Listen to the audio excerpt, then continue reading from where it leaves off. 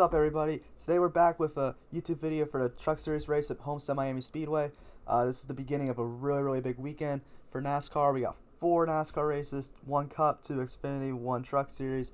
It's going to be a really good weekend. A lot of racing, a lot of Draftkings to play.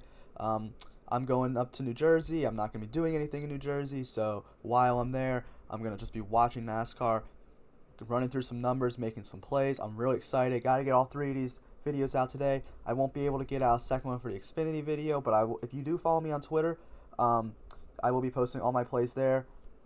That's where I'm really active on Twitter. If you want to give me a follow, it's at DFS Nate Lane. I'll post the link in the description after this video.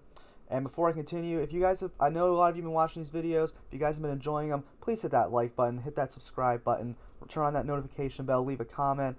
Anything, all that stuff really helps me out, helps me grow this channel. I've seen a pretty good amount of growth, to be honest, more than I expected in the first few weeks. So I'm really happy with where this has gone, but I want to keep growing. I want to keep getting bigger.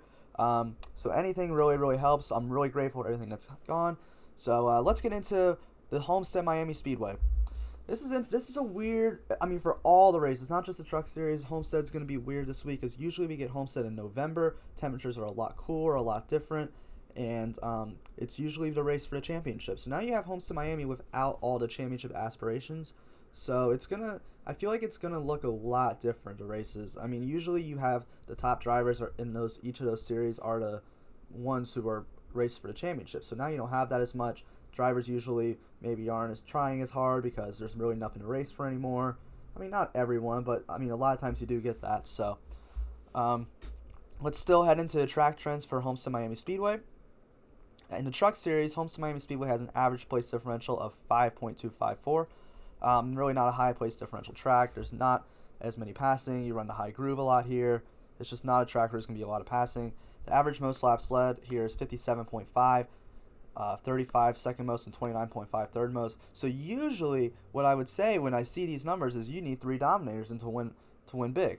Well, I don't know if that's necessarily the case, because none of those races had Kyle Busch in them, because Kyle Busch would always be racing for the Cup Series championship. He usually runs the early Truck Series races. Well, now Miami is an early Truck Series race, so now he is running this race instead of not racing them like he would in the fall.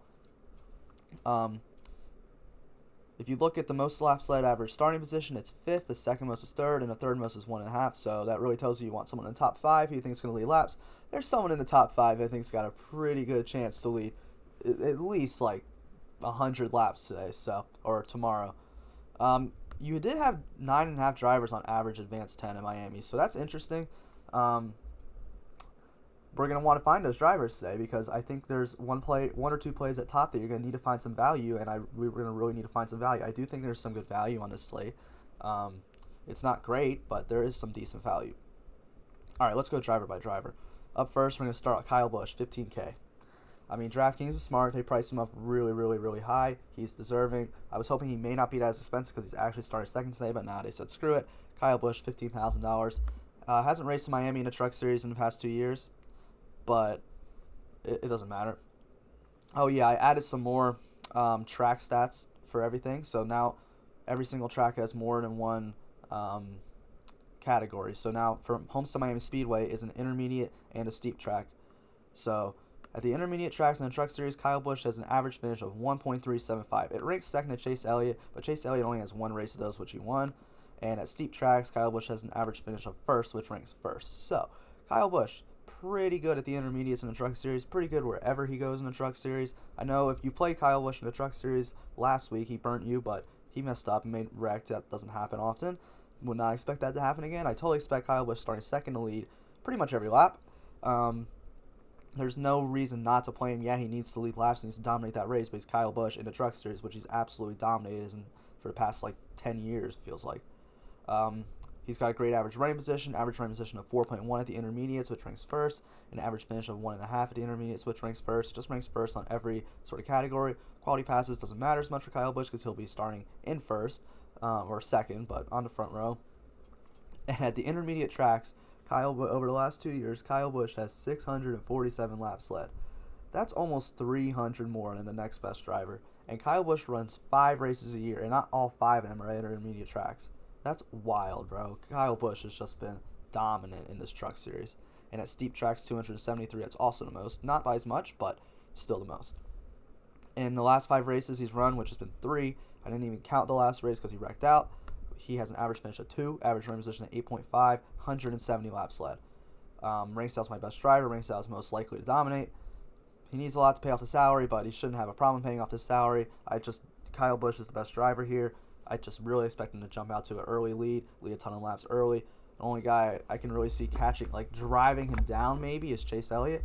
I mean, mistakes can happen. We saw last race what happened with Kyle Busch making that mistake, hitting the wall. They sped on pit road like 3 times, and it just screwed him over. But, I mean, I don't really expect that to happen. I'm not going to try to predict that to happen.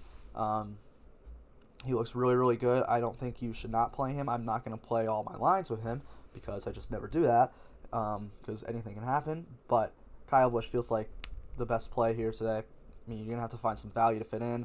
I don't really like a lot of these 9K and up drivers anyway, so it's fine. Have to find some of these 7, 8, 6, 5, even a 4K guys to price play Kyle Busch, but that's fine. I think there's some decent ones to play. We'll get into those. But up next, let's talk about another Cup driver, Chase Elliott, who comes at a discount, and he starts 16th. So Chase Elliott has way more of a floor, and we've seen Chase Elliott race one intermediate track where he won at, and nothing for the steep tracks. But, he did race the other race, and he wrecked out as well, so I did not count his stats for that. But Chase Elliott just as good as Kyle Busch. I just think Kyle Busch has way better opportunity to lead the laps, but, I mean, Chase Elliott is he's been really, really good in the Truck Series this year in his 2 race days run. I don't see any reason to not play Chase Elliott. Honestly, I'm probably just going to split my lines down the middle, half Kyle, half Chase. You're going to have to finish some good value again with him, but, I mean, he's been really, really good. Average finish at the intermediates of 6, that ranks 2nd. 53.5 quality passes. That's because he's had to start farther back every race. That shows. I mean, not going to have a problem driving through the field. He has 63 laps led in the intermediate tracks. Average finish of 1st, that ranks 6, or average running position of 6 in the last 5 races. He's great. I mean, it's just a great play. I don't think there's really any way we're going to be able to fit Kyle and Chase in a lineup that's going to win big, but one of these two will probably be in the winning lineup. I'd be shocked if they're not. You're bold to fade both Chase Elliott and Kyle Busch today. I mean, Chase Elliott's floor is just so nice to have, too. All right, Ross Chastain starts 15th.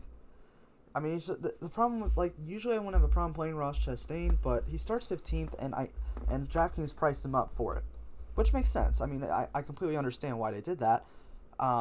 He needs to finish top 5, I believe, and at Miami, he has an average finish of 10th, which ranks 8th. Average finish at intermediates is 7.226, which ranks 5th, and average finish at 8.66 at steep tracks, which ranks 7th. So, those are good numbers, but they're not great. And he needs to finish top 5 to just 5x his salary, when I think that Chase Elliott and Kyle Busch can, 6, 7, 8x their salary because of laps led and fastest laps. But I don't think Ross Chastain has that upside today because those two are there.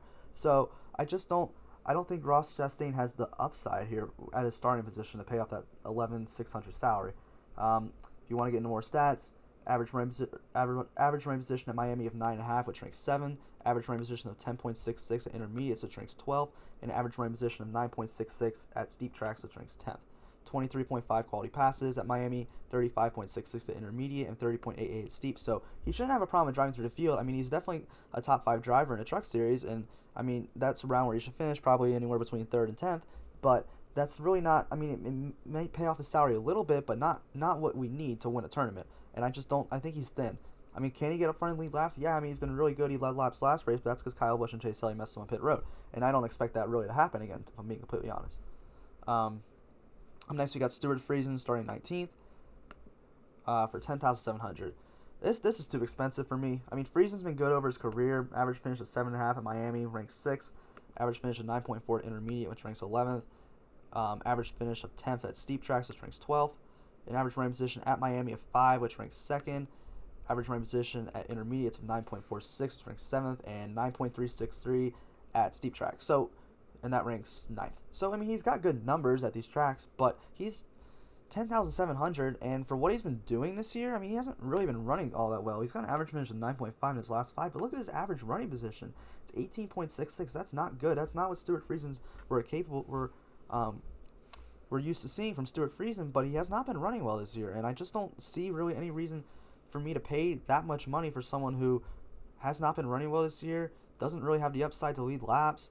It's just not something that's going to happen. I mean, he's led 13 laps this year.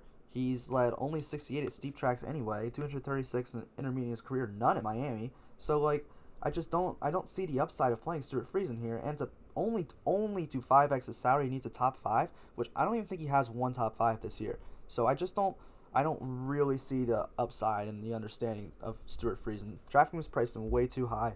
I mean, I know they know he's a good driver, but like, he's just not a guy I want to play today. As you're seeing, I don't like these 10K guys. Todd Gilliland I don't really like as much either. I like him better than Freezing, and I think I might like him better than Chastain, but it's probably just because he's cheaper. But at Miami, he's got an average finish of 10.5, which ranks 9th. At intermediate tracks, he has an average finish of 9.2, which ranks 9th, and average finish at steep tracks at 8.77, which ranks 8th. Okay, so like, let's just look at those numbers. Todd Gilliland needs a top 5 to 5x the salary. Again, we need guys that are going to 6x or 7x the salary, not just 5x. And a top 5 for Todd Gilliland, he hasn't even run that at any of these type of tracks. This year, yeah, he's got an average finish of 5.5 coming in, but he's not someone that I just really think is so great at these tracks, and I just don't see the upside. I don't think he's going to lead laps. He has 0 laps led this year. At steep tracks, he only has 5, and at 188 at intermediates, which is good, but it's not great. I mean, there's a lot of intermediate tracks in the past 2 years that they've run. So, like, I mean, you just look at it compared to a lot of the other numbers. 236 for Freezing, 348 for Moffitt, 391 for Sauter. I don't even want to get into Kyle Busch, and I don't think that Gilliland has the upside to get up front and lead laps. He needs to lead laps really at that salary to really pay it off. The top 5, I mean, yeah, it's in the books, but a top 5, I don't think that's really what we need. And if no one really pays off their salary, then yeah, it could work out. But like, I don't think that's gonna happen. Usually, you have a few guys that 6, 7 exit. Brett Moffitt starts 9th for 9,800. Moffitt's better. He has an average finish of 3rd at Homestead-Miami Speedway, which does rank 1st. I mean, there's no Kyle Busch and Chase Elliott because they don't race this track usually, but he still does have, or is tied for the best average finish at Miami. Average running position at intermediates is 7.88. That ranks 8th, and the 6th best at steep tracks. So those are good numbers for Brett Moffitt. But again, he's going to need a top 5 to pay off his salary too. He's just not a driver that he needs to get up front and lead laps. And do we really think Brett Moffitt, who has, I don't think he's led 2 laps all year, and now he has to compete against Kyle Busch and Chase Elliott and Ross Chastain, to be honest, like, I just don't see the upside for him to get up front and lead laps. He's just not worth that salary to me. Up next, we got Johnny Sauter starting 10th. This one, 9,500. Miami hasn't been a great track for him. Average finish of 9th, that ranks 7th. But the intermediates and steep tracks have been great for Johnny Sauter. 7.36 average finish at intermediates, which ranks 6th, and average finish of 4.6 at steep tracks, which ranks 2nd. Average running position at Miami, again, not great, 8th best, but he also has the 8th best average running position at the intermediates and the 4th best at the steep tracks. So, and he's got the 39 quality passes at Miami, which really shouldn't not have a problem driving up into that top 5. Johnny Sauter's better, and I mean, he does, I guess, have lap sled upside. If Busch and Elliott weren't in here, I'd be way more confident about Johnny Sauter, but 391 at intermediate compared to 647, it's tough, you know? But the 266 at steep tracks is very good. Johnny Sauter has been very, very good at the steep tracks, as you can see. Coming into this race, Johnny Sauter has an average finish of 8.66, an average running position of 10, and 44 quality passes on average. So that's really good. That really does show me that Johnny Sauter should not really have a problem driving around the top 5. But again, that's just going to 5x the salary. We need him to get up really into like the top 2 or 3 and maybe even lead some laps and have some fastest laps. I think it's more possible than Brett Moffitt or Todd Gilliland or Freezing or Chastain. So I do like that more, but I just don't know if it's really the play I want to go to. And it's hard still. If you want to play Busch and any of these guys, like, you're really going down here now for like the rest of your drivers, and that's really, really hard to do. And I mean, especially when I do think there's some good plays in the 6K to 7K range. I don't want to just play in every lineup Busch and Gilliland, hoping Gilliland gets a top 5, and then just Angela, Ruck, Boyd, Fogelman, Roper, and Rohrbog. I don't want to just play those guys. So that's just my thoughts on it. I mean, you know, could be wrong, probably will be, but no, I won't be. All right, Spencer Davis, 9,200, starts 32nd. Oh, man, Draftkings really priced him up. I mean, you're going to see in the Cup video later today that Draftkings is the same thing as Christopher Bell, but gosh, Spencer Davis, 9,200. Oh, man. He's not raced to Miami, but at the intermediate tracks, an average finish of 16.44, ranks 21st, and an average finish at the steep tracks of 14.33, which ranks 17th. Average running position at the intermediates is 14.55, which ranks 18th, and the steep tracks is 14.66, which ranks 18th.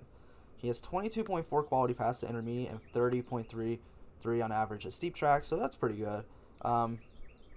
But, I mean, only 7 laps led at intermediates over the past 2 years, 0 at steeps, 0 at when he hasn't raced Miami. And coming into this, he has an average finish of 19th and an average running position of 19th. Oh, man. Paying $9,200 for a guy who's honestly, his ceiling might be 19th, but I guess his ceiling is 15th. And to pay off his salary, he needs to only 5x that salary. Spencer Davis needs a top 15.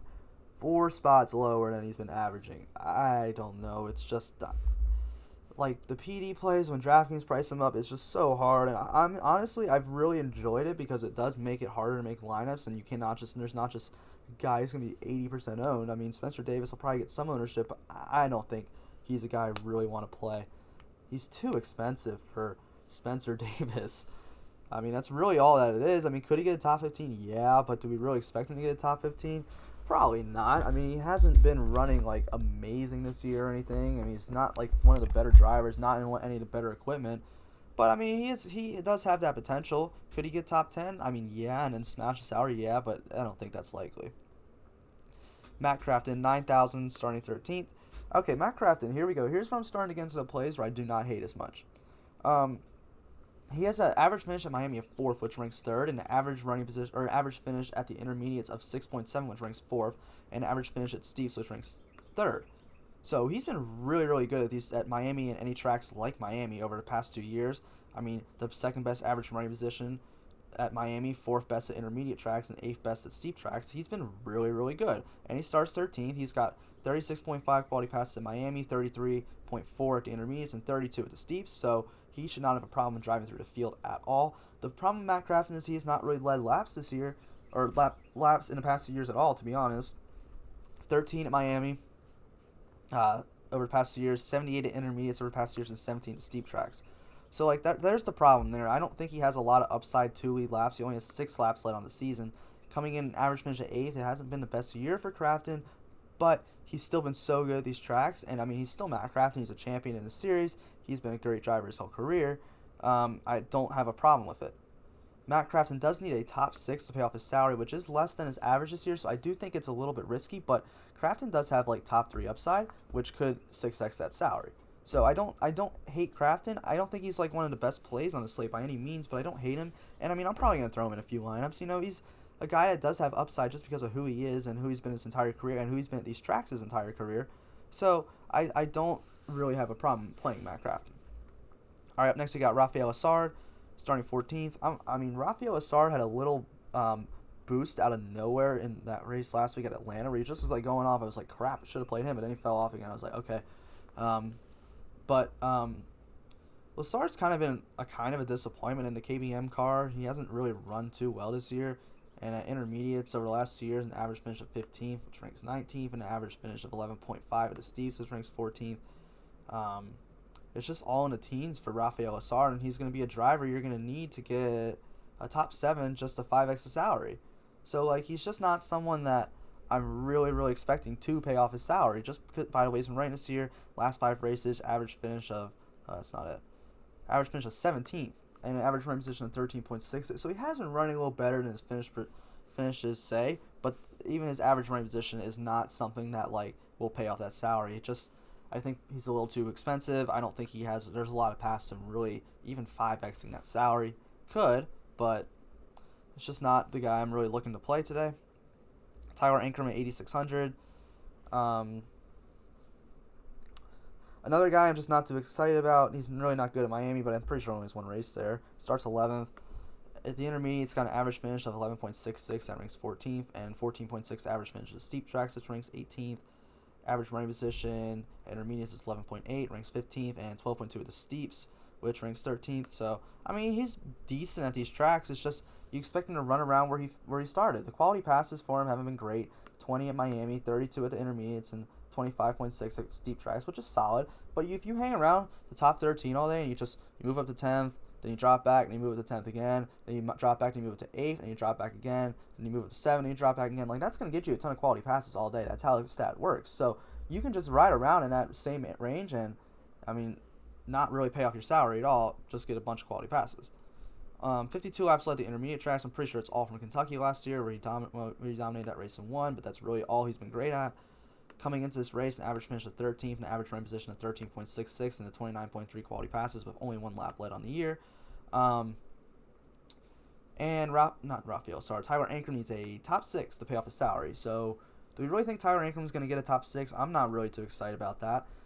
Average finish 13th coming in. It's just not something to be excited about. All right, we have Austin Hill, where Draftkings priced him perfectly for expecting Kyle Busch to get out front and lead laps. Austin Hill has to win this race and get 0 Dominator points to pay off the 5x that salary. Now, can Austin Hill got a bunch of laps at Atlanta last week. Can he get out front and lead him again? I mean, yeah, sure, but now you have Kyle Busch starting on the outside, and he would not have led all those laps if Busch and Elliott didn't screw up. So, do we really think Austin Hill is going to get out front? I mean, he may lead the first few, but Kyle Busch is going to pass him. I mean, he's a better driver, but I mean, it's Kyle Busch. So, I just don't really expect Austin Hill to pay off that salary. It sucks. I really like Austin Hill coming in. He's got really good numbers for these type of tracks and this year especially. But he starts on the pole, and it's just like I just don't see a lot of ways for him to really, really pay off that salary. All right, here's where I really start to get interested. Sheldon Creed starting 8th. You're going to see Sheldon Creed, Zane Smith, Ben Rhodes, Christian Eckes, and Grant Enfinger. DraftKings priced their salaries, so all of them only need a top 5 to pay off that salary. And honestly, because of Kyle Busch, we're probably just going to need guys that can 5x. And some of these guys have real upside. Sheldon Creed may not have the upside as the other guys, but at Miami, an average finish at 7th ranks 5th. At intermediates, average finish at 12.81, which ranks 15th. And steep tracks, 9.57, which ranks 10th. So, I mean, he's been solid. The average running position for Sheldon Creed is 9 at Miami. He is the 14th best at intermediates and the 6th best at steep tracks. So steep tracks have been really well for Sheldon Creed over the past few years. He looks fine. He's got 50 quality passes at Miami, which is really good. He did have that 7th place finish back at I think that's what it was, right? Isn't that what I said? 7th place finish at Miami last year. So he has potential to do well here. I'm going to play some Sheldon Creed. I'm probably going to spread out my ownership between all of these really similar. The quality passes look really good for him. The laps led don't, but I don't think we need Sheldon Creed to lead laps here. Average finish coming in of 9.66, which, yeah, that's a little scary. That's lower than we need, but he does have the upside to finish well here. He's been good at Miami, been well at the steep tracks, so I don't hate it. 44 quality passes, it's not bad for me. I mean, when we need to find value, when we need to find value on this slate, Sheldon Creed's someone who I think provides some value. I mean, he's not going to smash his salary by any means, at least I don't think he is, but he could pay it off, especially when you need someone to pay off that salary and get you some points. Like, I mean, that's going to be a good point stay for Sheldon Creed. And now we got Zane Smith, also needs the top 5. He starts 6th. Now, Zane Smith, I think, might be my favorite play out of this group. Maybe Unfinger. Yeah, it's going to be Unfinger. But Zane Smith I really like too. Never raced in Miami, but the intermediates an average finish of 4.66, that ranks 3rd. And an average finish at the steep tracks of 6, which ranks 4th. So he's been really, really good. Zane Smith's been really good this year. I didn't know who he was coming into the season at all, but he's really been very, very good. Good young driver. Looks like he's going to have a lot of success in NASCAR. At the intermediates, an average running position of 10.66 and an average running position of 14 at the steep. So the average running position hasn't been great, but the finishes have. So, I mean, I like that. It makes me a little more worried because he's not necessarily running there and maybe just getting lucky at the end of the race. But I do think he's got a lot of upside here. 39.66 at the intermediate for quality passes and 21 to steep. So that's good. The steep track quality passes isn't good, but the intermediates is. So, I mean, take that for what you will, but he can hang around that top 5 all day. Coming in, last 5 races, an average finish of 4.66 for Zane Smith. It's really, really good. An average running position of 10.66. So Zane Smith only needs a top 5 to pay off that salary, and I think he's got a really, really good chance to do it. I mean, like I said, I think that one of these 5 drivers is probably going to finish top 5 and pay it off. Zane Smith's fine to me. Ben Rhodes starts 5th. Average finish at Homestead-Miami of 11th, which ranks 10th. Average finish at intermediates of 9.28, which ranks 10th. And an average finish at the steeps of 9.09, which ranks 9th. An average running position at Miami of 10.5, which ranks 9th. And an average running position at intermediates at 8.96, that ranks 6th. And an average running position of 8.54 at steep tracks, which ranks 5th. So he does run really, really well at these intermediate and steep tracks. Hang around that top 5 all day. Could totally see it happening. I mean, why not? It's again, you're going to need a top 5 from this guy to pay off his salary, and, like, he's looked good to pay off his salary this year. In the last 5 races, he's got an average finish at 8th and an average running position of 9.33, but the 48 quality passes does show a lot. Only 19 laps led on the year. I don't expect him to get up front and lead laps, but he seems like a good guy, good potential to pay off his salary when we need value on the slate. Top 5 for Ben Rhodes will pay it off. Christian Eckes, another guy I really like. I don't understand why Eckes is a lot cheaper than Lassard every week. Eckes is clearly the better driver in a KBM car, but that's fine. Christian Eckes starts 4th. He is tied for the best average finish at Miami. He ran 3rd here last year. At the intermediates, average finish at 10.16, which ranks 13th, and an average finish at 9.66 at the steep tracks, which ranks 11th. So that's pretty good. I think Eckes has upside just because of that car he's in. We did see him lead laps at Atlanta. I'm pretty sure he was in the optimal. I think he was. I'm not 100% on that, but I believe he was in the optimal lineup. So Eckes is fine. Top 5 potential for sure. He can lose a spot and still pay off his salary. He's got top 3 potential.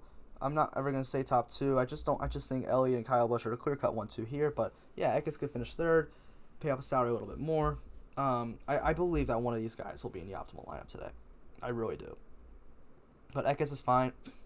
Coming into this race, average finish at 13.33, but he started out the season a little rough. Last race, he really showed what he was made of, and I believe he can keep that up. He's a really talented driver. Grant Enfinger at 7,400 starts 3rd. He has an average finish in Miami of 4.5, which ranks 4th, and an average finish in the intermediates of 7.39, which ranks 7th, and an average finish at Steve's of 6.44, which ranks 5th. I mean, you're just going to look at all these numbers. He's got the 5th best average running position in Miami, the 5th best average running position at the intermediates, and the 7th best at the steep track. So he's great. I mean, I think he has the most upside out of these guys. We saw him win in Atlanta last week. He can lead laps. He can honestly win. I mean, I don't think he'll beat Busch and Elliott, but I think he has the highest potential to be the best. And it's Grant Enfinger, who's probably, if excluding Elliott and Kyle, he's probably top 4 driver in the Truck Series. So at 7,400, that's a huge discount for him. I don't understand why he's priced so low. I guess it's because of starting position, but he was priced low because of starting position last week and ended up winning and being a play you need to have. So in the last 5 races, he has an average finish of 6.5 and average running position of 11.5, so it's really, really good. I like him a lot. Top 5 is what he needs to pay off his salary. So I think Enfinger's a solid play. Clay Greenfield starting 33rd. Clay Greenfield's too expensive. Over the past 2 years, he has an average finish at the intermediates of 23.5, which ranks 31st, and average finish at 23rd at Steve's, which ranks 29th. I mean, just look at the colors around the prices. It's just not good. See the 30th best average running position at the intermediates and the 28th best at the steep tracks. 0 quality passes at steeps, only 2.5 at intermediate. It's going to be a tough time from driving to field. 0 laps led. Last 5 races, which has only been 2 for Clay Greenfield since he started racing in the Truck Series again. Average finish of 28th and average running position of 30.5. So he starts 33rd. I don't know if that's really the guy we want to go to today. He needs top 20 to pay off that salary. He hasn't even been close to finishing to that this year. So Clay Greenfield, not the play today. If he was like 5K, yeah, maybe, but 7,200 is ridiculous. Clay Greenfield is 200 cheaper than Grant Enfinger. Think about that. Wild, DraftKings, wild. DraftKings confuse me with their salaries sometimes. Sometimes I get them, but sometimes I'm just like, ah. All right, Brennan Poole, 7K, 26, starting spot. This is a guy I'm okay with playing, I think. Brennan Poole killed me at Charlotte after he wrecked and finished like dead last, and I had like a ton of Brennan Poole, but whatever. But he has an average finish at Miami of 15th, which ranks 12th, an average finish at the intermediates of 13th, which ranks 16th, and an average finish at the steep track 16.33, which ranks 20th. The 14th best average running position at Miami, 19th best at intermediates, and 19th best at steep tracks. So, I mean, it's going to be a teens race for Brennan Poole, which is, I mean, kind of what you expect, but he does start 26. Brennan Poole needs a top 17 to pay off his salary. I think that's definitely in the cards for him, and I think like a top 13 is possible for him as well. He has an average finish of 16th in the last 5. Nope, that's not the right one. This is last 5 races.